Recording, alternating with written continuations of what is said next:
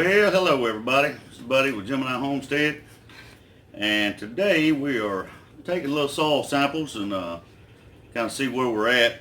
Uh, Miss Lippy tells me she can just look at it and she knows what it already is and can tell me what it is. But we're gonna test them today so we can see if we can accurately see what we got and see what amendments we might need to make, or hey, it might be spot on, but won't know till we really test.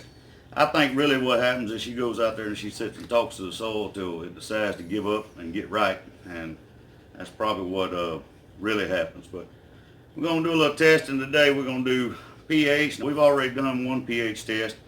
We know where it's at. We're going to do another one today. We're also going to do phosphorus, nitrogen, potash, and we've already got our liquid right here.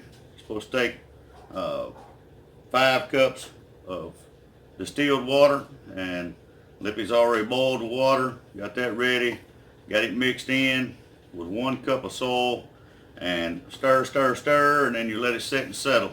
And you just pull the sediment off the top. You hope it gets as clear as you can get it, but sometimes it does. Depends on what type of soil you actually have. All right, we have got everything kind of laid out here. You got different color codes. You got purple, blue, red, and then green, and each one is color coded. The actual nameplates on the front are also color coded, and they've also got a scale where you can tell the actual color once you put the activator in there, the little tablet. We're going to start off with a pH test. It's different from the other ones. And you want to take soil, and you got to take soil sample from 4 inches deep at whatever beds or ground, wherever you're going to take it from. And you don't want to touch it with your hands. You want to make sure you use a shovel, a spoon, something that's clean and not going to transfer anything from your hands, any kind of oils or whatever is on it. So we've got it here, soil sample we got. We're going to take some, and you got a test chamber, and you also got a reference chamber. On the pH, you just put some soil just in the test chamber. And there's a little line in there. We'll try to get it in there without making too big a mess. I'm usually a mess maker. She gets on me all the time for being messy. Not all of us is OCD. I am kind of took some of the tools from the woodworking, but alright, we got it filled with soil up to the field line. I don't know if you can see it, but I think you can. Right there is a little old field line. It don't take much, very little.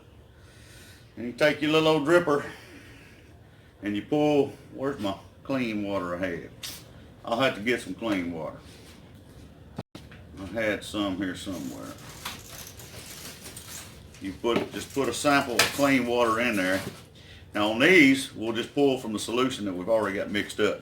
But on the pH test itself, you have to take and actually use clean distilled water, and you put it in there on your soil, and you fill it up to the top to the field line, and then you'll put your tablet in there and shake it. On the other ones, you're filling it strictly with solution, no soil. You've let the settlement kind of settle out. So my wonderful assistant has gotten me my distilled water, and we are going to fill it up to the field line.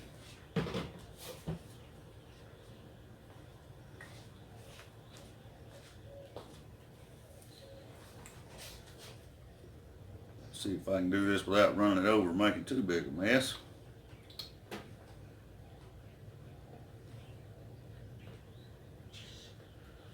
Okay, that one is filled to the field line, so we're going to set it right there. We can set this to the side. Now we're going to go ahead and put our solution in each one of these. And on these, you got to fill both the test and the reference chamber, both, with your solution. No soil on each one. And it's got pretty clear in here. It ain't too bad.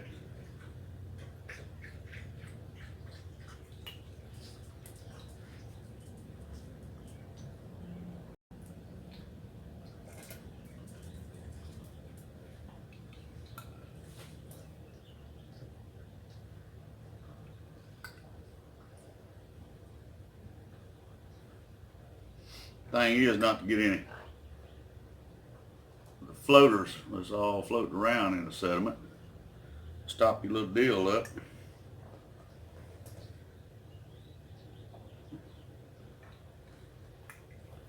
Any kind of bark or anything like that that you got from compost or what mixed in with your soil, it's gonna float. So you just have to make sure when you're pulling a good sample, you get nothing but liquids in there.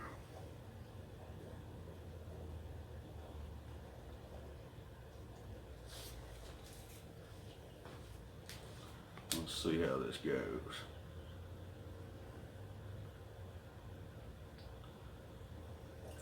Alright, I ain't gonna bore y'all with this. I'm gonna go ahead and fill everything up.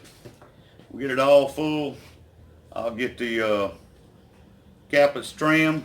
We'll add them.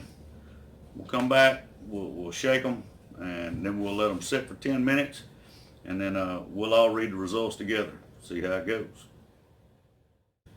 Alright, we are back. I have taken, it says separate them. I just clipped the tops off the little capsules, put it in the test reservoir. Got them all laid out here. I just put them in, put the tops on. We're going to shake them all up real good, and then we're going to let them sit for 10 minutes, and then we're going to come back after they settle. Everything mixes in, and we're going to see where we're at.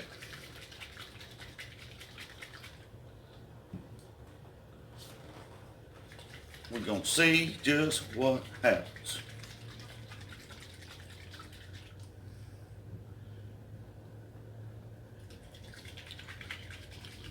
Alright, that's the last one. And it's shaking up. Now they got to set for 10 minutes, and we'll be back. We're going to read them, see where we're at.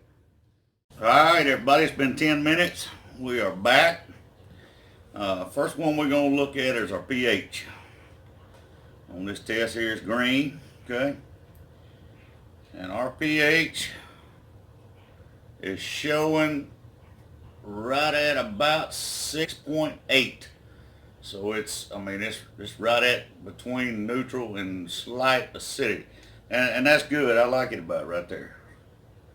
I think that'd do well. You know, I don't want to adjust it at that because you can go way too high, way too low with just a little bit. So pleased with that. pH is good. Let's go to nitrogen. This is our nitrogen right here. It has colored, so no sediment in the bottom, no flakes, everything dissolved good. And it is sitting at N1, which shows deficient. But I can understand that. We just pulled the winter garden out, and it's done depleted everything. So that gives us a chance to amend it the way we want to and start feeding nitrogen back in for our new growth, new plants. So, I mean, we know we got to do some amending there, but that's usually every year. Next one we're going to check. Now let's get this in here. Phosphorus. This is our phosphorus test. Alright. And phosphorus is showing a P2, which is adequate, okay? So it means it could use a little amendment, but we'll just have to see at that time when we get ready, really need to add phosphorus, we'll be able to add it. But right now it shows that it is adequate. So I think we're going to be good on that. This is our potash. Alright, and it's also showing a K2, which is adequate. Alright, so that's good on that. We could add a little bit if we needed to, and of course we will as the growing season goes and as we need it. But this is a real simple little old test. I'm going to show you. It's a luster leaf rapid test soil test kit. That she ordered online. Very simple to use. Like I said, you can take a soil sample, in which we have, and may still do, but you can run it down to Ag Center if you got a local Ag Center and get a sample done, and they'll tell you exactly what your soil is. But if you're not close to an Ag Center or you don't have one available, you get a little kit like this. It's real simple to use, and with that you can test multiple places within your yard, within your homestead, beds, whatever. I mean, this test here, it's got 40 tests in this little thing here. So just make sure you go 4 to 6 inches deep when you take your sample, and make sure you don't touch it with your hands. Make sure you got distilled water. You don't have to go buy it, you can boil it. Boil it out real good, let it cool down, get your sample going, and all works out good because it tells you exactly where you're at, so you know what you need to add and what you do not need to add. Well, you don't burn your plants up or starve them. I hope this has helped y'all. I mean, I think we're going to be good here. I've kind of enjoyed this little old thing. I think we're going to enjoy this kit and use it many more times. So I hope we've helped y'all today, somebody, to see how easy it is with a few little simple steps, and enjoyed y'all coming by. Appreciate each and every one of you, and until next time, God bless.